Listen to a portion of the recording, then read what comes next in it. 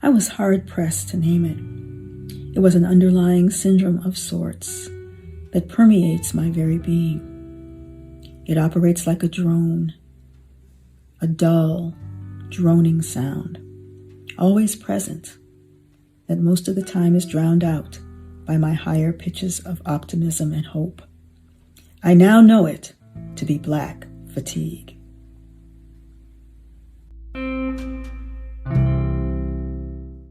This is the Inclusion Solution Live, the Winters Group podcast for all things diversity, equity, inclusion, and justice. My name is Mary Frances Winters, and I will be your host for this series where we will explore the many layers of Black fatigue.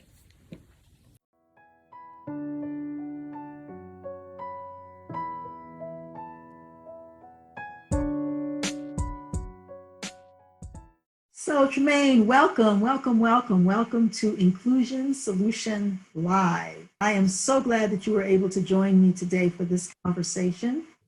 I know that you have had your journey as a Black man, you've had your journey as an openly gay Black man, and we want to dive in and delve into all of that today and hear your story. Tremaine, welcome. Thank you. I'm going to first ask you, just tell us about yourself, who you be, who are you? Thank you. Well, yes, like you said, Tremayne Bess, thanks for having me. I'm originally from the South, originally from Miami, Florida, born and raised, and have lived out West for quite some time. Now I've been over 10 years. I've had the privilege of living in quite a few different places though. And so my journey, my diversity journey is very interesting. So I didn't come out until I would say later in my years.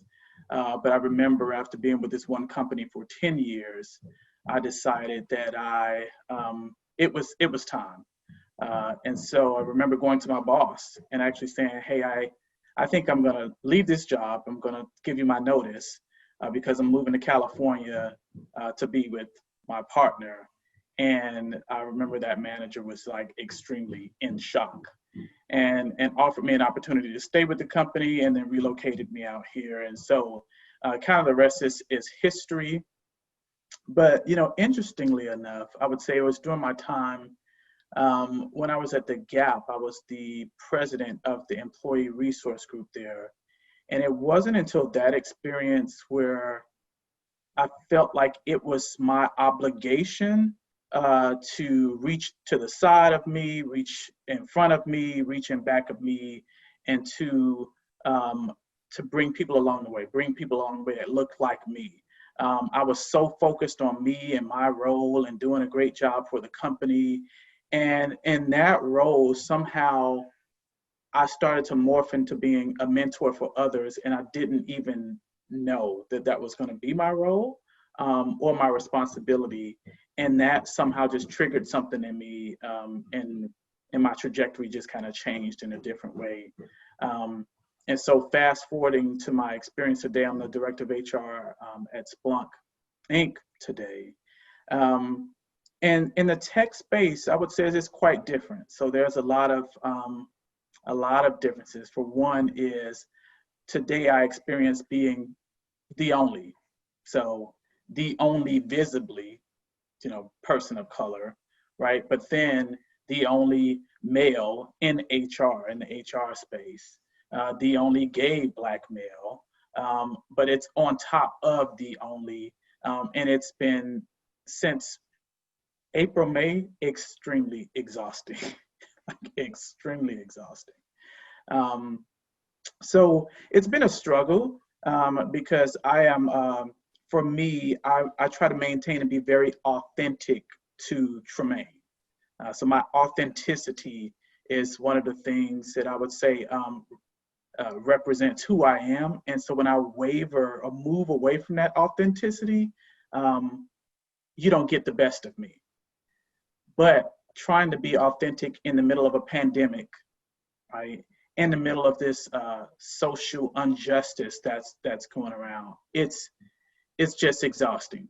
So you're trying to be a teacher, you're trying to maintain trueness and authenticity to who you are yourself. And then there's the gay aspect as well. That's on top of that. It's been a lot, and it's been a somewhat of a struggle. I think the other lesson that I've learned throughout this is clearly being a part of like an employee resource group where there's different dynamics. I'm a little bit older than some of other in our employee resource groups, and clearly we're not all alike. So one lesson that I've learned is I don't mind being questioned and asking people asking me questions and me teaching. It's been clear that some of our other demographics, African Americans, that's an issue. They want you to educate yourself and do your own learnings. I'm just of a different generation. I don't mind that, but it has been exhausting as well. Yeah. So that was one of the reasons that I actually wrote the book, because I was hearing from millennials that we're exhausted and we don't want to teach white people what it's like to live while Black, and all of the microaggressions and just the daily concerns about our safety and all of those kinds of things. And they're saying, it's not our job to teach white people that we're exhausted. And I would say, you're only 35 years old. How can you be exhausted? And they would say, give me a side eye and say, yes, we're exhausted. And so you're just kind of seeing that same thing, that the reluctance to be the teacher, right? Yeah, so I wanted to ask you, to go back to something that you said, and you said when you were working at this one job, I think you said you've been there for 10 years, and you decided that it's time for me to come out. What tell us about that? What was the emotional toll, perhaps, about making that decision?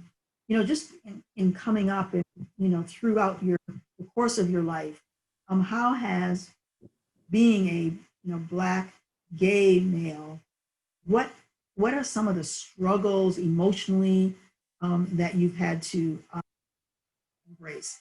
And how did you decide, to come out? Why then? Well, I think one, to just kind of start off, I'm in a family of all males. So my mother has 5 boys. So I have 4 other brothers, and that I know of, all are heterosexual, except for me, right?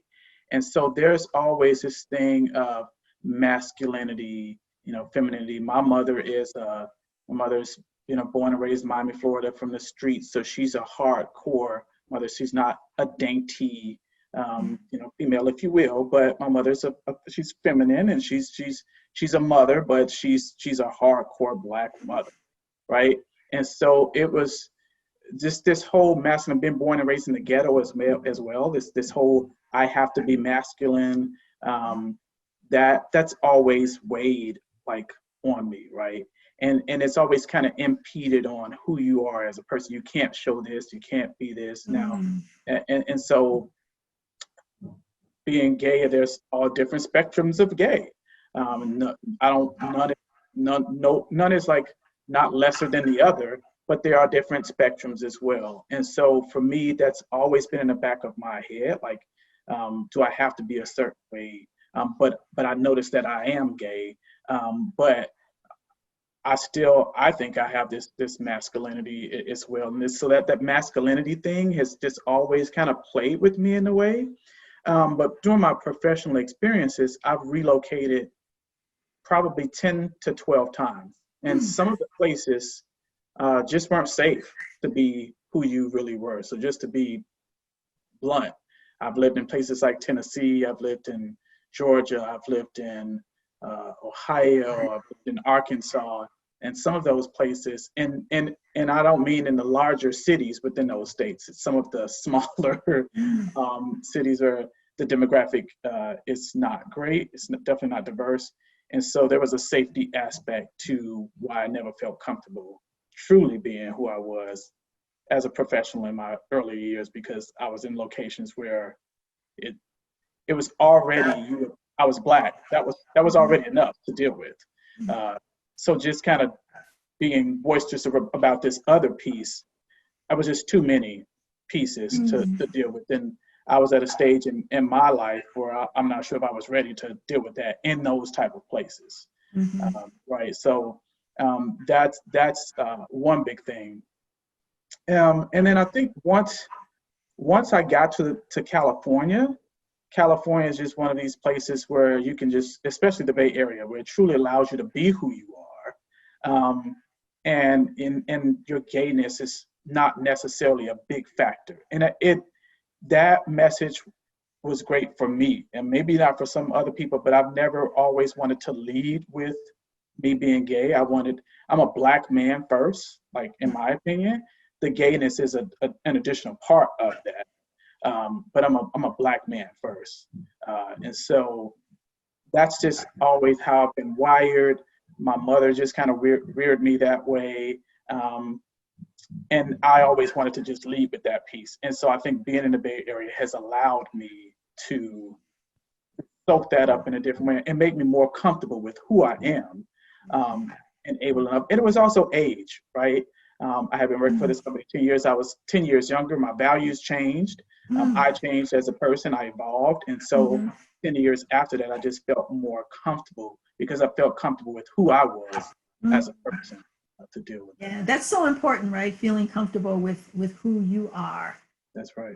Because that can lessen and alleviate or even eliminate the Black fatigue, right? Once you're comfortable with who you are. Because I was hearing about, the struggle of, being a Black man. That's all, being Black. So you're Black, the Black man, because the stereotypes that this society still has about Black men. I talk about this in the book too. I have a whole chapter on the Black men's Black fatigue, if you will. And I also have a chapter on the layers of Black fatigue, where I talk about the compounding fatigue from having to live with and and having multiple identities that are stigmatized. Yes. So you have multiple identities that are stigmatized. And one of the things I say in the book about Black, men, is men in general, we don't think of men as having, a stigmatized identity. Men have been in the dominant, right? But you put Black on top of that, and that immediately, negates that, right? And then you put gay on top of that. And so it's, I'm sure it's been a really, interesting journey for you. When would you say you were most fatigued, that managing and navigating and living with these multiple identities? When in your life were you most fatigued by that? I would say most fatigue. So it's interesting. 2 points in my career, probably within the last 6 months, has been probably the most fatigue I've ever experienced. And then my time of like making that decision to come out. So roughly, when I was in my 30s, which was some time ago, but but in my early 30s, that was a period of fatigue because that was just a process. I think one point in your book where this piece, I think you talk about that, show me some respect. It really resonates with me. And I think just being reared from like a down south culture where respect for me is key. And so I think that always played in it, not losing respect from people because of who I was always something that played in the back of my mind. I could deal with a lot, but if you disrespect me, the way that I react to that may or may not be good, just depending on the level of your disrespect. And so that respect piece has always been key for me. I have to have respect. It's a non-negotiable, if you will. But that piece of respect has always played into like, if I was going to come out, if I was going to be truly who I am, because I need that level of respect. Right. And so the respect, again, the stigmatized identity, you could possibly be disrespected because you're a Black man. You could be disrespected because you're gay. So again, the compounding, Exactly. of that. So you said that you've probably been the most fatigued in the last 6 months. Is that because of what's been going on in our country? Absolutely. It is what's going on in our country. I mean, it's so, for me, like I said, I kind of take on a lot of responsibility. And what I don't want is if there's an opportunity for me to help somebody, to teach somebody, or to learn from someone, especially in my company, my organization, where they don't have to be the next Karen that shows up on the 7 o'clock news. I take on some of that responsibility sometimes. And so I've tried to educate in a different way. I've been asked a number of questions, which I don't mind. I've opened myself up, but it just takes a lot. Also educating the leaders within our corporation of like how the most ideal recommended way of how do you respond to this? What things should we be doing? Here are some things that we should not be doing. Like in a intentional, strategic type of way, when you are one of the only Black leaders, you're being leaned on to step up or maybe educate or learn and grow in a different way, on top of your job, right? And so it's just, and then you're processing what's going on yourself, because what we're experiencing is we haven't experienced before in the middle of a pandemic. And that's another exhausting piece. I think the pandemic, the scientific pandemic, is already exhausting in itself, right? And then the social injustice pandemic is just on top of that. So it's heightened awareness. So how do you best manage the fatigue? So what I'm hearing you say is that your own personal fatigue from, what you're experiencing as a Black man going through the racial injustice, what you're experiencing as a Black male professional in an organization that looks to you because you're one of a few. I think you say you're the only Black person in leadership, right? So they're looking to you for leadership, for guidance about, the issues that Black people, are having. So I can really hear and understand how that can be fatiguing. It's the extra toll, it's the extra, burden. So we're already burdened, everybody, whether you're Black, white, whatever color you are, burdened because of the pandemic. And now we're piling on these other concerns, tragedies, issues, problems, whatever you want to call them. We're piling all of that on. So what do you do? What do you do to manage that? I think a few things. One is I am lucky that I work in the industry. So HR is very connected to diversity and inclusion. And what I've just realized in the last 30 days or so is I actually get energy from these type of conversations. So I'm not drained from diversity, equity, inclusion type conversations, although it may be more work. Interestingly enough, I get energy from it. I'm not, it doesn't deplete me. The pandemic and other things, that's depleting. So that's exhausting. So although all this plays into exhaustion from a degree, what I try to do is just keep balance. There are certain things, and understand that I can't control everything. I can't control every person, everybody's ideas and philosophies and all of that stuff. And when I try to just think of balance, I think for me, like I know when I need to take a break, right? I know when I need to sign off. I know when I need to block my schedule. One thing that I've done is like try to create one schedule as opposed to two schedules. Like I have my personal life, I have things that I volunteer for, I have things that I might be on the board for, and I have my work schedule. So I try to just combine those into one schedule, not two, and that's actually really helped. As opposed to trying to manage two schedules, because I was trying to do that at the start of the pandemic, and it was not helping. It was not helping at all. The other thing that is helping is exercising my, exercising my exhaustion in this. So an example is I was able with a few other people to organize an equality walk. And I found that very therapeutic. Like, although it was work, it was something about it was therapeutic where I felt like I was doing something for the cause. And I was getting out of the house. So it was like allowing me two things from a pandemic standpoint. I was getting out of the house, getting some fresh air, but I was also acting in a way. So those are just kind of a few things that I do. I'm also, you might know that I used to sing in a professional life. And so for me, singing is therapeutic. I've posted some videos online. And so it's just, that's Oh, therapy. you'll have to tell our listeners where you can find those videos. Are they on YouTube? I think I have one video out on YouTube. You can look me up. It's Tremayne Bess. Just pull up my name. I'm quite sure one or two of those videos will come up. Oh, that would be that would be great for our listeners to see another part of you. So it sounds like what you're saying is you set boundaries, I which is, do. I think, important for to manage, Black fatigue. I think that's really really key. So I want to go back in time a little bit. When did you come out to your family, or how was that? How did that go? Yeah, that's interesting. So I want to say late 20s, early 30s. I decided to come out to my mother. So for me, it was my mother. Once I came out to her, the rest was going to be easy. And so I was living, I forget where I was living at the time, maybe Arizona, one of the places.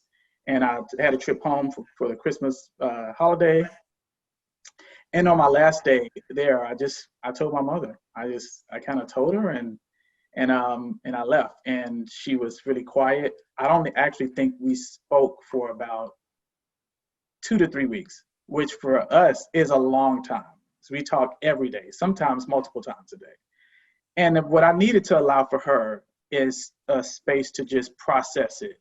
So I didn't want to call. If she wasn't calling, I wasn't trying to like call her and like really explain further. I just wanted her to deal with it. And in 3 weeks we called, and slowly we just kind of started to talk, and we got back to normal really quick. Now doing that, my mother, she wanted to ask some questions, and I had to set some boundaries for her. And I said, well, when I was, let's say, straight, you didn't ask me any of these questions. So for me, you can't ask me any question that you didn't ask when I was so-called straight. And I left it there. That was the boundary that I set with my mother.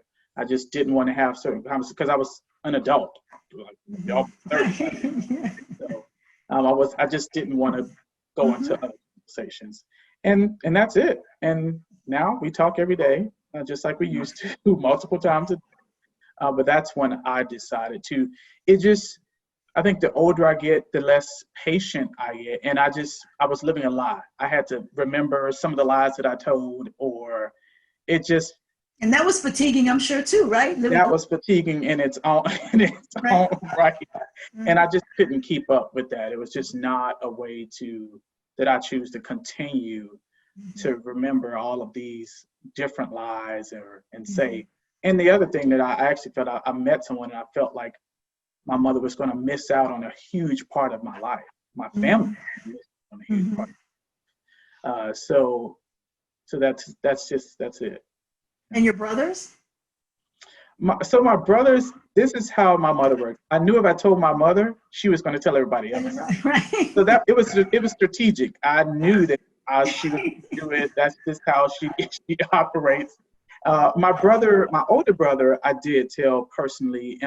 He came to San Francisco, was visiting, and he already kind of knew, but I just officially told him, and it was fine for the most part. It was fine. My brothers we're all quite different, though. Okay. Like, all quite different. Okay. Yeah. So I talk about in my book. I talk about. I don't know if you've read chapter 5 yet, but I talk about my Uncle Don. Yes. You read about Uncle Don, yeah. And Yes. he came up in a time where, and I think this is still the case, perhaps, to some extent in the Black community, where homosexuality, I think the Black community just has this very complex, perspective, and it's just a perplexed kind of way of addressing. But back then, that was in the, late 50s, early 60s. And, the only person that he could really connect with, because my mother accepted, was my mother. he would show up, he was from Canada, he would show up. But when he found out that he was adopted at 16, that was just too much for him, and he ran off. And that's what they said. But I don't know if it was really because he came out, right? And so I just watched him, not knowing, everything, just watched him, become an alcoholic, have all sorts of, just get in trouble with the law and just all sorts of. And now that I think about it, now that I'm, much more knowledgeable, just trying to be who he was. Yes. In a world that would not accept him because he was Black and would not accept him because he's gay. Yes. Yeah, and he died young, and he was an alcoholic. He did find somebody. He and Tony, they lived in Toronto, Canada, and we would visit them, and Tony was a chef, and I was a kid, and it was the best time because we had all of this great food. But the only people who would visit him were my parents, and his other brothers and sisters, they wouldn't. But so I don't know if you have. So for you, that hasn't been an issue because you've been accepted. But I don't know if you have people in your circle or that who still have to not be who they are, who are still in the closet, and how that emotion builds and just keeps the fatigue. Yeah, I think so.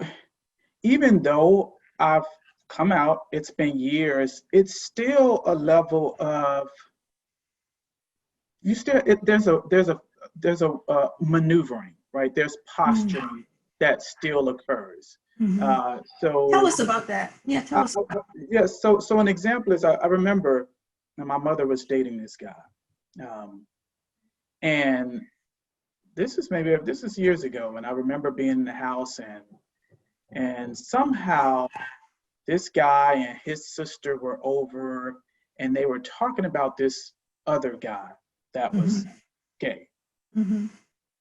And they just went on and on and on, and I had enough.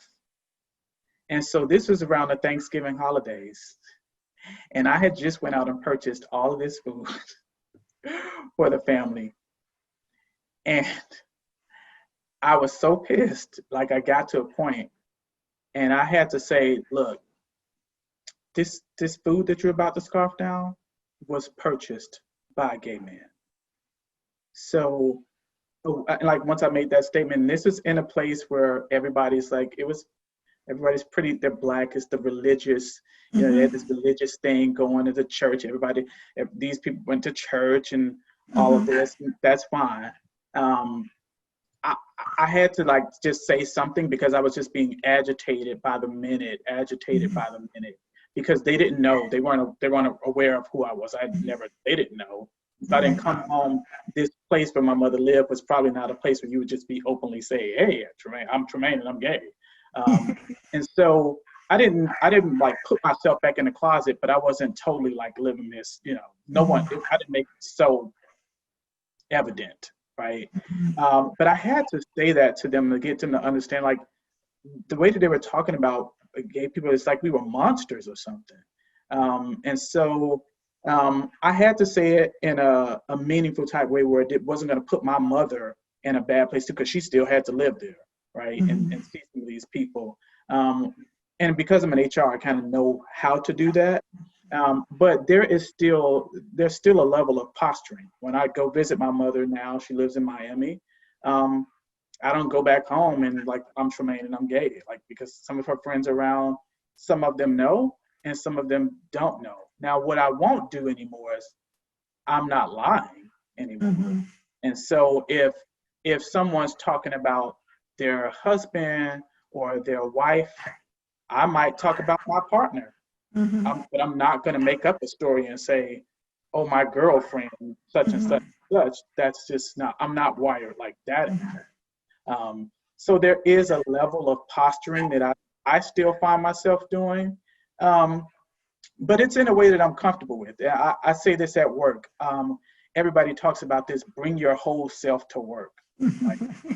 And I say to people, I don't know if you want Tremaine to bring 100% of him to work, because you may not be ready for 100%. I'm fine with 85 or 90%. If Right. now if I have to alter them, if it's 50-50, that's not a good Mhm. mix. So that's just me at the phase I'm Yeah, it sounds like the posturing can still be somewhat fatiguing in. It because can. you're not able. Yeah. Um, I just wanted to know the end of that story. How did your mother's guests, how did they react when you said that? In shock. But did they stay? Did they stay? They did. They stayed. It was incomplete shot. They stayed. I think it was a teachable moment. They responded in the right way. Nobody got belligerent. They just said, "Hey," they actually apologized. They're Oh, like, they "We did. Okay. didn't know," and it was a thing. And I didn't want to like just go out and say it. And so we talked. We had a good conversation. Um, I don't know what they said behind closed doors, but in front of me, they responded, like in the right way.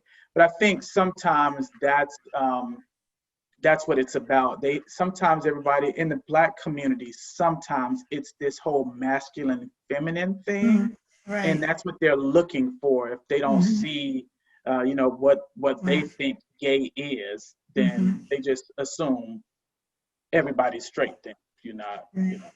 and Yeah. so that just wasn't the case with me. But I just felt Mhm. like I needed to say something. You mentioned a spectrum of being gay. So tell us more about that. What do you mean by that? Yes, there's Mhm. I mean, just like we know there's a spectrum of blackness, right? Mhm. So I live today in the Oakland Hills, right? Which is um, a, a great zip code, I would say, to live in. But I recognize that I don't live in West Oakland or East Oakland, and not that those are bad places, but there is a perception that comes along with Mhm. people like, oh, I'm from West Oakland. It's like I'm from Liberty City, Florida, Miami, Mhm. which is like in that area. It's like, okay, Right. oh, you're a homeboy then. Right. But I know that I'm far removed from that, and I have been far removed from that, and I don't live that. Now I have lived it, so Mhm. I can relate. But I do recognize that I don't live it today, nor did I live it yesterday.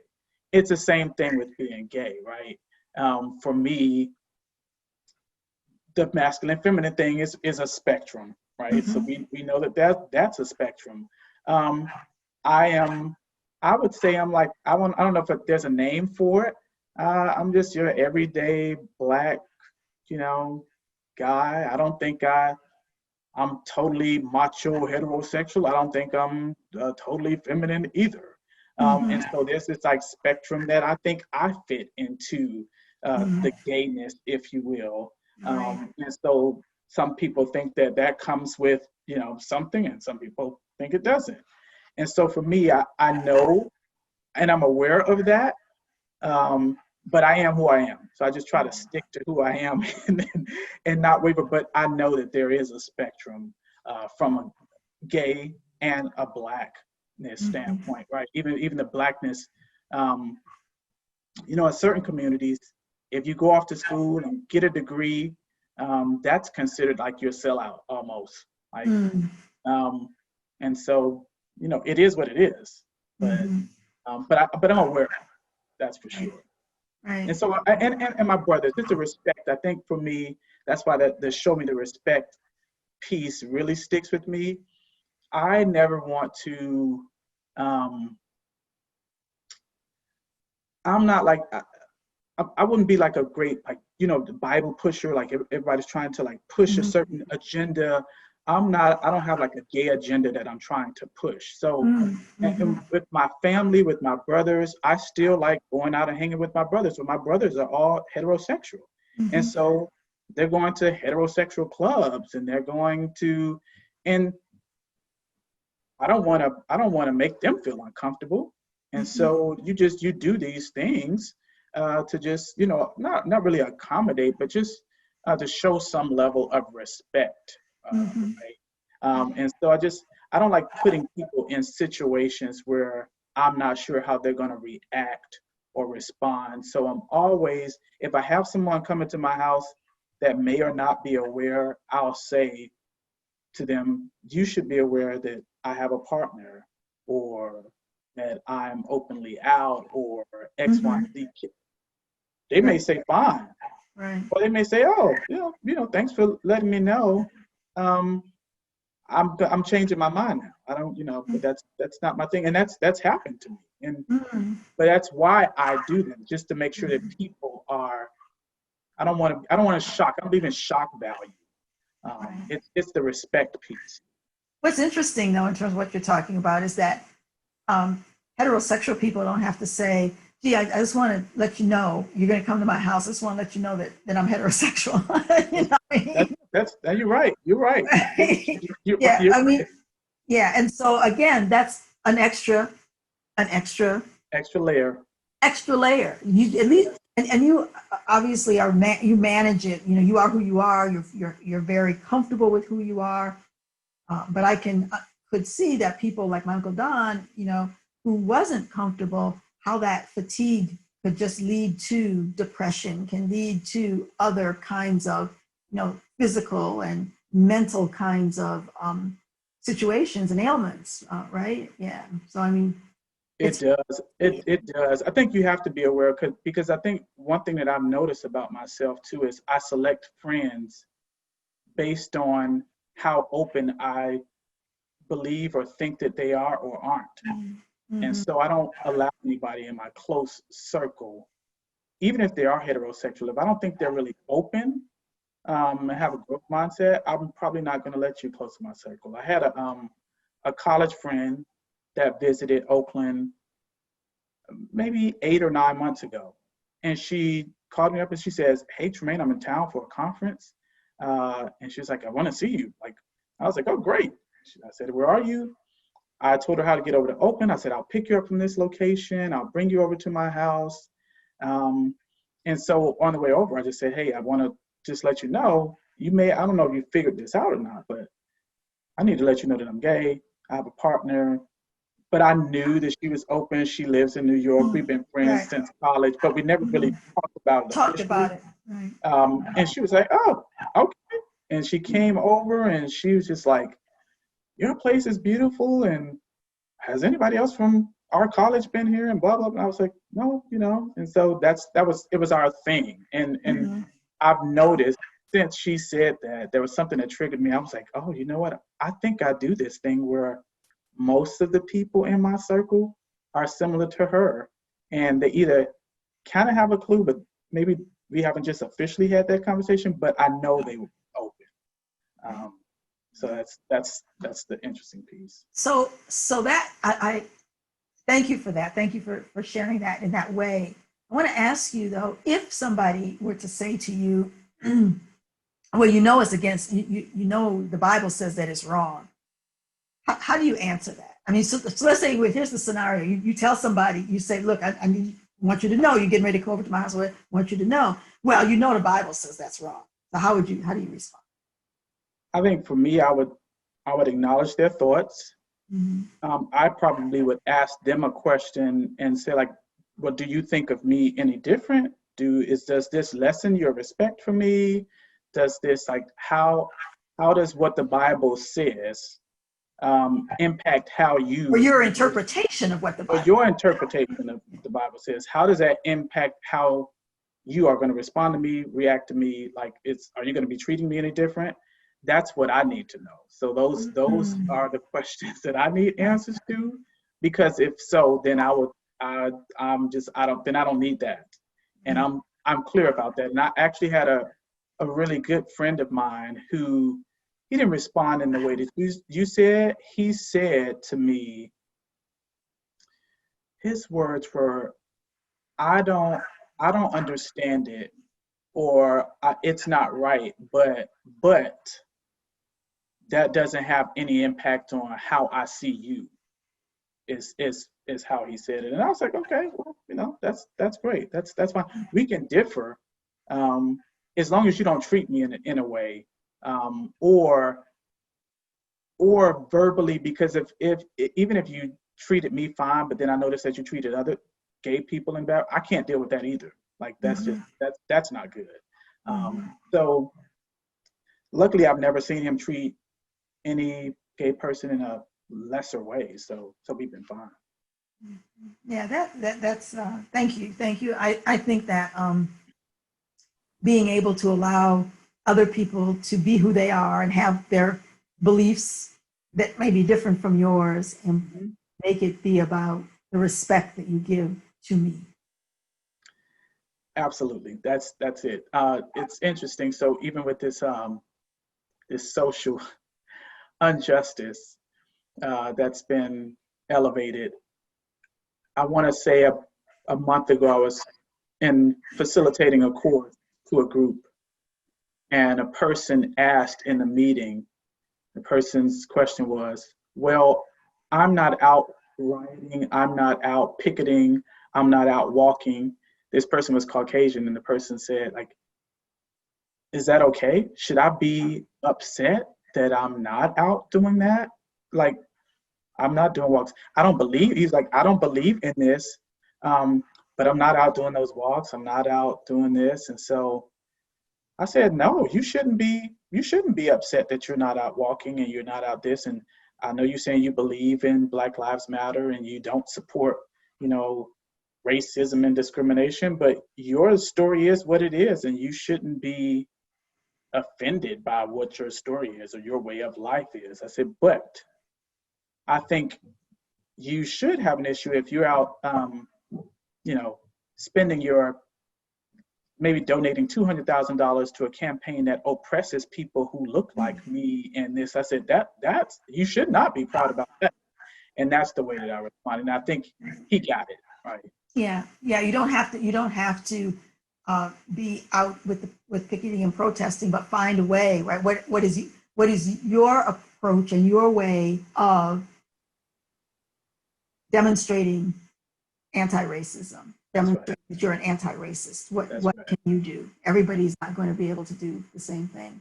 Yeah. This has been really wonderful conversation. I really appreciate your perspectives, and I think that this will be helpful for a lot of people who are probably dealing with the Black fatigue that comes from multiple identities. So the identities, it might be sexual orientation, it might be that somebody has a physical disability, it might be socioeconomic, it could be a lot of different things that you're compounding.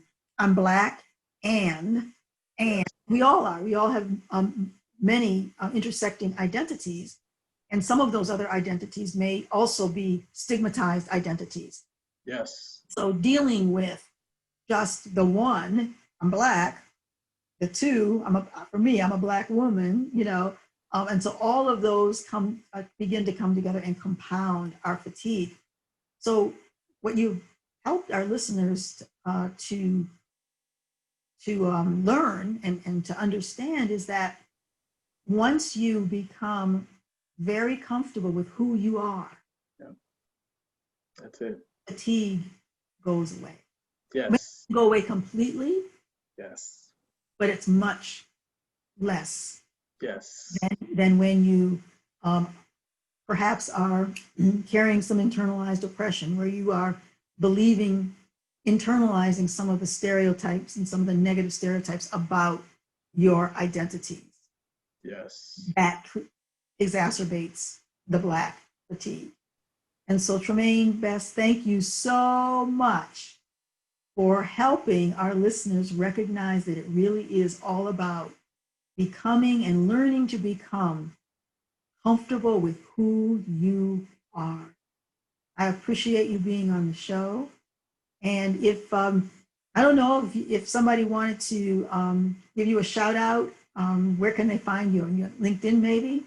Absolutely. Always on LinkedIn. I have a few articles in this space on LinkedIn, but just put me up on LinkedIn, Tremayne, Tremayne dash Bess, Bess, LinkedIn.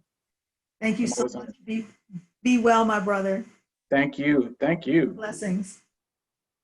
Thank you for listening to this My Black Fatigue series on the Inclusion Solution Live. If you would like to share your comments and personal stories based on the series, use hashtag MyBlackFatigue on social media. And for podcast updates as well as resources, follow us at The Winters Group. Black Fatigue, How Racism Erodes the Mind, Body, and Spirit is now available on Amazon, Bookshop, IndieBound, Barrett Kohler, and Barnes & Noble.